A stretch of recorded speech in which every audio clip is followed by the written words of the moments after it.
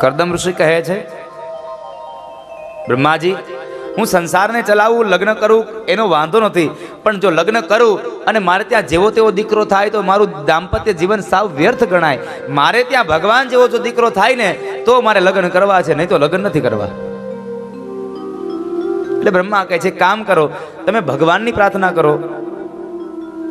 ભગવાનની પ્રાર્થના કરશો ને ભગવાન જો પ્રસન્ન થાય તો કદાચ આ તમારો પ્રસ્તાવ એને કહેજો.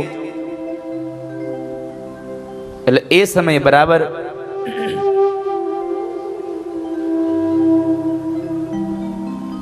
કરદમ ઋષિ ભગવાનની આરાધના કરે, ભગવાનનું યજન કરે. ભગવાન પ્રસન્ન થયા, પ્રગટ થયા અને કરદમ ઋષિને કહે છે, માગો કરદમ ઋષિ, શું આપું તમને? ભગવાને માગવાનું કીધું, પણ ભગવાનને એમ તો ન કહેવાય કે તમે મારે ત્યાં દીકરા બનીને આવો.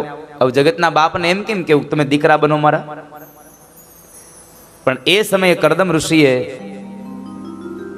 જરા પોતાની બુદ્ધિનો વિચાર કરી અને વાક્યનો પ્રયોગ કર્યો છે. પ્રભુ, તમે જો ખરેખર મારા ઉપર રાજી થયા હો ને તમે મને કંઈક આપવા માંગતા હોય તો મારે એક જ વસ્તુ જોઈએ છે. મારી ઈચ્છા છે કે તમારા જેવો દીકરો મારે ત્યાં થાય. ભગવાન વિચારમાં પડી ગયા, મારા જેવું તો જગતમાં બીજું કોઈ છે જ નહીં. પણ કરદમ ઋષિએ માગ્યું છે ને મેં કીધું છે કે તમે જે માગો એ આપીશ. એટલે ભગવાન બોલ્યા કે કઈ વાંધો નહીં કરદમ ઋષિ, હું તમારે ત્યાં આ જગતમાં મારા જેવું બીજું કોઈ નથી, તો હું સ્વયં તમારે ત્યાં દીકરો બનીને આવીશ. ભગવાનને પછી યાદ આવ્યું, મારે દીકરો બનીને આવવું હોય તો કરદમ ઋષિને લગ્ન કરવા પડે. મારે માં જોઈ તો હજી તો કરદમ કુંવારા છે. એટલે ભગવાન કહે છે, કરદમ, તમારા લગ્ન તો થયા નથી, પણ હું તમારે ત્યાં કેમ જન્મું? અને ત્યારે કરદમ કહે છે, પ્રભુ, મારો કહેવાનો ભાવાર્થ એવો છે કે તમારે જો જેમાંથી જન્મ લેવો છે એ કન્યાને મારી હારે પરણાવી દો અને પછી તમે જન્મ લ્યો. માગતા માણસને આવડવું જોઈએ. ભગવાન ઉપર બધી જવાબદારી નાખી કે દીકરો બનીને આવવાનું કામે તમારું અને મને પરણાવવાનું કામે તમારું. ભગવાન પાસે માંગ્યું. ભગવાન કહે છે, તથાસ્તુ, સાંભળો કરદમ, આજથી ત્રીજા દિવસના સૂર્ય ઉદયના સમયે તમારા આશ્રમમાં એક રથ આવશે અને એ રથની અંદર મનુ મહારાજ, શત્રુપા રાણી અને એની દીકરી દેવહૂતિ, આ ત્રણેય આવશે. દેવહૂતિ જ્યારે તમારે ત્યાં આવે અને તમારી સાથે લગ્ન કરવાની વાત થાય તો તમે દેવહૂતિનો હાથ સ્વીકારજો, તમે એની સાથે પરણી જાજો અને તમારે ત્યાં હું દીકરો બનીને આવીશ.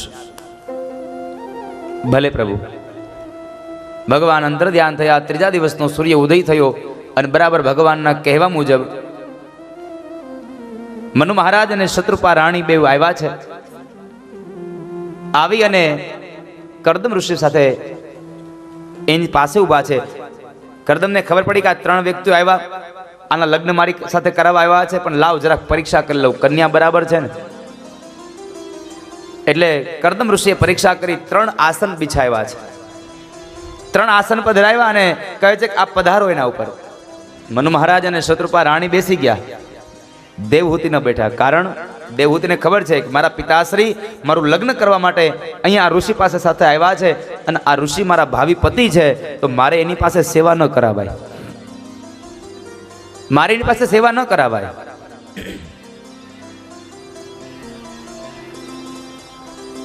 એટલે એનું આપેલું આસન છે એની માથે મારે ન બેસાય. જો બેસું તો પાપની અધિકારી બનું.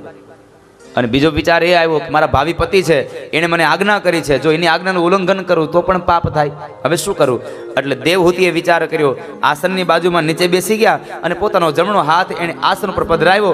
આ બાજુ કરદમ સમજી ગયા પાત્ર બરાબર છે, પાત્ર બરાબર છે. મનુ મહારાજ વાત કરે છે, ઋષિવર, આ મારી દીકરી દેવહૂતિ છે અને અમે એના લગ્ન તમારી સાથે કરવા માટે આવ્યા છીએ. અમારે એની સાથે તમારા લગ્ન કરવાના છે. કરદમ ઋષિ કહે છે, મનુ મહારાજ, તમારી દીકરીને પહેલા પૂછી જુઓ, કારણ કે એ રહી હશે રાજમહેલમાં. એને કોઈ દિવસ તાડ, તડકો, વરસાદ, ભૂખ, તરસ આ કંઈ જ નહીં જોયું હોય. એને પેલા પૂછો, મારે રહેવાનું છે જંગલમાં, મારે આશ્રમમાં રહેવાનું, એટલે આશ્રમની અંદર તો ટાઢ, તડકો, ભૂખ, તરસ આ બધું સહન કરવું પડે. મનુ મહારાજે દેવહૂતિ સામે જોયું. દેવહૂતિ હા પાડે છે, પિતાશ્રી મને આ વાત મંજૂર છે, જો આવા ઋષિવર જેવા પતિ મળતા હોય તો. મનુ મહારાજ કહે છે, કરદમ ઋષિ, મારી દીકરીને તમારી આ વાત મંજૂર છે. કરદમ ઋષિ બીજો શરત રાખી, સાંભળો, તમારી દીકરીને કહી દો ને તમે પણ સાંભળી લો, મારે ત્યાં સંસારમાં એક દીકરો થશે એટલે હું સંસાર છોડીને જતો રહીશ, પછી હું સંસાર નહીં ભોગવું. પછી એમ ન કહેતા કે ઘર ચલાવવાની ત્રેવડ નહોતી તો ઘર માંડ્યું શું કામે. મનુ મહારાજે આ પ્રશ્નને લઈ દેવહૂતિ સામે નજર કર્યો. દેવહૂતિ સામે નજર કરી દેવહૂતિ મૌન રહ્યા છે અને મૌનની પરિભાષા છે હા. એણે હા સ્વીકારી એટલે તરત જ ત્યાં આગળ લગ્ન થયા.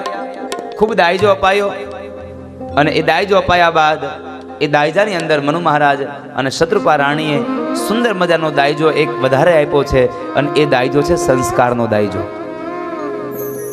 મહાપુરુષો કહે છે, તમારી દીકરીને જ્યારે સાસરે મોકલો ત્યારે તમારી જેટલી પણ પરિસ્થિતિ સારી હોય, જેટલું પણ તમારે એને કન્યાદાન દેવું હોય, દાયજો દેવો હોય એ આપજો, એને કરિયાવર કરી દેજો, પણ એ કરિયાવરમાં સંસ્કારનો દાયજો આપવાનું જરાય ન ભૂલતા. તમે કદાચ તમે બહુ વધારેમાં વધારે ગમે તેટલું આપશો, મોટી મોટી ગાડીઓ ભરીને તમે એને કદાચ દાયજો આપશો ને, પણ જો એ દાયજાની સાથે તમારો સંસ્કારનો દાયજો નહીં હોય તો તમારા દાયજાની કોઈ કિંમત એના સસરા પક્ષમાં નહીં થાય. કદાચ થોડોક દાયજો કરિયાવર ઓછો હશે પણ તમારી દીકરી સંસ્કારી હશે તો એને ક્યારેય સાંભળવું નહીં પડે કે તું દાયજો, તું કરિયાવર નથી લાવી. માટે કહું છું કે દીકરીને જ્યારે સાસરે મોકલો ત્યારે તમે એને સંસ્કારનો દાયજો આપવાનું ન ભૂલશો. સંસ્કારનો દાયજો આપજો, એને કરિયાવર આપજો. દેવહૂતિના લગ્ન કરી અને સંસ્કારની વાતો કરી અને મનુ મહારાજ શત્રુપા રાણી ગયા છે. સમય વ્યતીત થયો, ઘણો સમય વ્યતી ગયો, પોતાના પતિની સેવા કરે છે અને એ સમયે કરદમ ઋષિ રાજી થયા અને કહે છે કે મનુપુત્રી, માગો, શું આપું તમને, હું તમારી સેવાથી બહુ પ્રસન્ન થયો છું. જ્યારે પતિ પોતાની પત્નીને આટલું કહે એટલે પત્ની એમ સમજે કે મારું જીવન આજે ધન્ય બન્યું, મારો પતિ મારાથી રાજી થયો.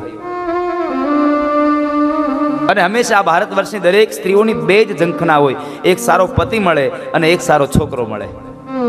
આ બે ઝંખનાઓ દરેક સ્ત્રીઓની હોય છે સાહેબ. એ સમયે મનુ મહારાજ એમની દીકરી દેવહૂતિ ખૂબ રાજી થયા છે. ધીમે ધીમે સમય વ્યતીત થયો અને એ દાંપત્ય જીવનમાં 9 દીકરીઓનો જન્મ થયો છે. કરદમ અને દેવહૂતિને ત્યાં 9 દીકરીઓ થઈ. આ 9 દીકરીઓ અને એના પછી દીકરો. જો આને ભૌતિકતાથી માત્ર કથાના રૂપમાં જોશો તો 9 દીકરીઓ જ દેખાશે, એક દીકરો દેખાશે, પણ જો આને આધ્યાત્મિક અર્થમાં જશો તો આ 9 દીકરીઓ એ 9 દીકરીઓ નહીં, નવધા ભક્તિ છે. 9 પ્રકારની ભક્તિ બતાવી. નવધા ભક્તિ કરી અને જીવનને વ્યતીત કરે છે અને એ નવધા ભક્તિના ફળ સ્વરૂપે જે દીકરો આવે એ ભગવાન સ્વરૂપ છે, એ ભગવાનનો અંશ છે, ભગવાન પોતે છે. નવધા ભક્તિ કરી, 9 દીકરીઓ થઈ, વળી દાંપત્ય જીવન આગળ ચાલ્યું અને એની અંદર એ દાંપત્ય જીવનમાં માતા દેવહૂતિના ઉદરમાંથી જાણે એક કાષ્ટમાંથી અગ્નિ પ્રગટે એમ માતા દેવહૂતિના ઉદરમાંથી ભગવાન કપિલ નારાયણનું પ્રાગટ્ય થયું. બોલીએ કપિલ નારાયણ ભગવાન કી જય. ભગવાન કપિલ નારાયણનું પ્રાગટ્ય થયું છે. કપિલ નારાયણનું પ્રાગટ્ય થયું, થોડો સમય વ્યતીત થયો અને એ સમયે ભગવાન પોતાના કરદમ ઋષિ સંસારને છોડી અને તીર્થ ક્ષેત્રોમાં ચાલ્યા ગયા ભગવાનના યજ્ઞ માટે. અહીંયા આગળ માં અને દીકરો રહે છે પણ ભગવાન અને ભક્તના સ્વરૂપમાં છે. ભગવાને પોતાની માતાને માધ્યમ બનાવી અને સાંખ્ય શાસ્ત્રનો ઉપદેશ આપ્યો છે. માં, આ સંસારની અંદર તમે ક્યારેય મોહ ન પામશો, કારણ આ સંસાર ત્રેવડું બંધન છે. સત્વગુણ, રજોગુણ અને તમોગુણ. એક દોરીથી બંધાયેલો માણસ ન છૂટી શકે તો આ તો 3 દોરડાઓથી બંધાયેલો માણસ છે, કેમ છૂટી શકે? આમાં પણ છૂટી શકાય, પણ જો માણસને એની પોતાની બુદ્ધિ હોય તો, કઈ રીતે? તો કહે છે કે જે માણસને બાંધ્યો છે એનામાં તાકાત હોય તો શરીરને ફૂલાવે અને બંધનો તોડી નાખે. બીજો કોઈક વખત એવો હોય કે કદાચ બાંધ્યા હોય પણ પોતાના શરીરને સંકોચી લે એટલે એ બંધનો છૂટા પડી જાય. અને ત્રીજો માણસ, ત્રીજો પ્રકાર એવો છે જેને બાંધ્યો છે એને પ્રસન્ન કરે અને એ પ્રસન્ન થાય એટલે એ સમયે એ ભગવાનને કે ભગવાન તમે જે મને બાંધ્યો છે એ દોરડાથી તમે મને ખોલી નાખો. ભગવાન જ્યાં દોરડાને બંધનને કાપવા જાય ત્યારે ભગવાનનો ભક્ત ના પડે કે નહીં પ્રભુ આ બંધન કાપતા નહીં હો, આને છોડજો. ભગવાન કહે છે લા ભાઈ હું આ દોરડાને કાપું કે હું આ દોરડાને છોડું, તારે તો છૂટવાથી કામ છે ને. ત્યારે ભગવાનનો ભક્ત કહે છે નહીં પ્રભુ આ દોરડા વ્યર્થ ન જવા જોઈએ, કારણ તમે મને છોડો ને પછી મારે એના એ જ દોરડાથી તમને બાંધવા છે ને જોવું છે તમે બંધાવ ત્યારે કેવા લાગો છો. આ ભગવાનનો ભક્ત છે, મારે જોવું છે તમે કેવા લાગો છો. માં આ સંસારમાં મોહ ન પામશો. બીજી વાત ભગવાનનું યજન કરજો. અને છેલ્લે માતા દેવહૂતિને કહે છે માં તમે સંતોનો સંગ કરજો. સંતોનો સંગ કરજો આ શબ્દ સાંભળ્યા એટલે માતા દેવહૂતિએ પ્રશ્ન કર્યો પ્રભુ આ જગતમાં સંત કોને કહેવાય? સંત કોને કહેવો? અને ભગવાન કપિલ નારાયણ કહે છે માં જેની આંખમાં દયા ભરી છે, જેની આંખમાં કરુણા ભરી છે, જેની આંખમાં મમતા ભરી છે, દરેક જીવાત્મા પ્રત્યે દયાનો ભાવ છે, પ્રેમ છે, લાગણી છે, હૂંફ છે, જેનું જીવન પરોપકારી છે એ આ જગતનો સાચો સાધુ છે, એને સંત કહેવા. ઘરને મૂકીને વયા જાય એને માત્ર સંત ન કહેવાય. ભલે સંસારમાં રહે છતાં પણ જે પોતાના સ્વભાવથી જે માણસ સારો છે સંત છે. અને હું તો કહું છું ભગવા કપડાં પહેરવાથી સંત નહીં થવાય સાહેબ, સ્વભાવ સુધારવાથી સંત થવાશે. માટે તમારા સ્વભાવને સારો બનાવો, તમારા સ્વભાવને સંત જેવો સ્વભાવ બનાવો, કારણ સંત હંમેશા નિર્મળ હોય છે. એનામાં જરાય ઉગ્રતા, જેનામાં જરાય કટુતા, જરા દેશ, રાગ, ઈર્ષા આ કશું નથી હોતું સાહેબ. એને તો બસ ભગવાનનું ભજન કરે અને બાકી જ્યાં થતી હોય ત્યાં સેવા કરે. એ ભગવાનના જેવડા દિલડા જેના નવક દિયે છલકા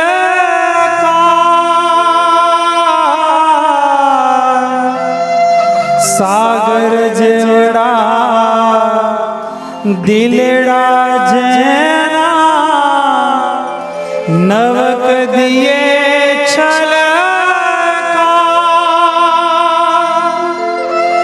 ઝેરના ઘૂંટડાને જીરવી જાણે, ઝેરના ઘૂંટડાને જીરવી જાણે તોય અમૃત સૌને પાય સાચા સાધુએ મયોળખાય હરિરસ પિએ બીજાને પા એ સાચા સાધુએ મયોળખાય હરિરસ પિએ બીજાને આ જગતનો સાચો સાધુ છે કે જે માણસને પોતાના અંદર દરેક જીવાત્મા પ્રત્યે ભાવ ભર્યો છે, લાગણી ભરી છે, કરુણા ભરી છે. અને એ માટે માં સંતોનો સંગ કરજો. જ્ઞાનનો ઉપદેશ આપ્યો છે અને કહે છે કે માં આ શરીરમાં તમે ક્યારેય મોહ ન પામશો. આ શરીરને માત્ર ઉપરથી સારા સારા આવા ચામડાના પડ ચડાવેલા છે એટલા માટે સારું દેખાય છે, બાકી અંદર તો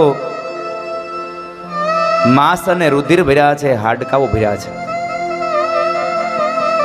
માટે તમે શરીરમાં ક્યારેય મોહ ન પામશો.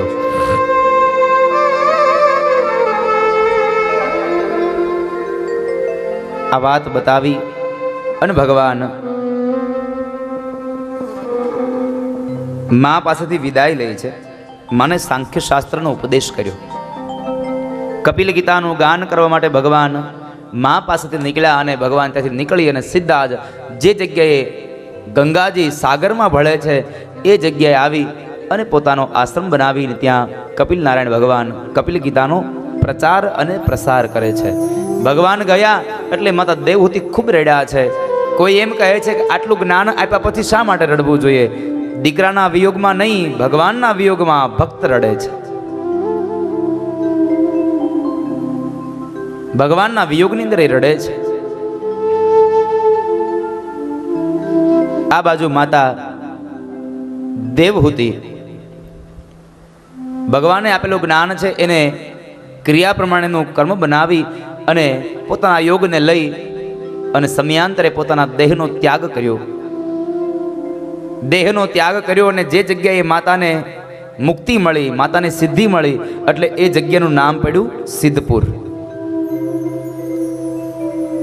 ઊંઝાથી આપણે આગળ જઈએ એટલે પાટણ ગામ, અને પાટણમાં જે બિંદુ સરોવર છે એ બિંદુ સરોવરના કિનારે માતા દેવહૂતિને મુક્તિ મળી છે.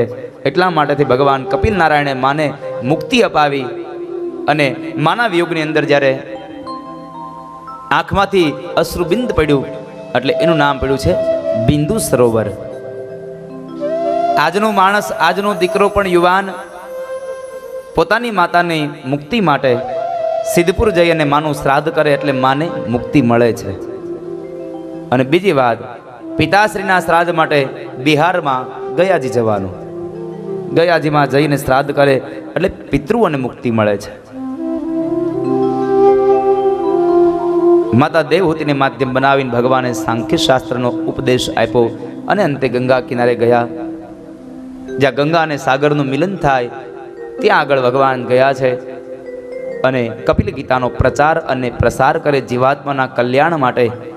એ કથા સુખદેવજી મહારાજે રાજા પરીક્ષિતને વર્ણવી અને સુત નામના પુરાણી શૌનકાદિક ઋષિમુનિઓને મૈત્રેય મહારાજે વિદુરને બતાવી અને ત્રીજા સ્કંદની પૂર્ણાહુતિ કરી અને ચતુર્થ સ્કંદમાં પ્રવેશ કરાવતા મહર્ષિ વેદવ્યાસ બોલ્યા છે,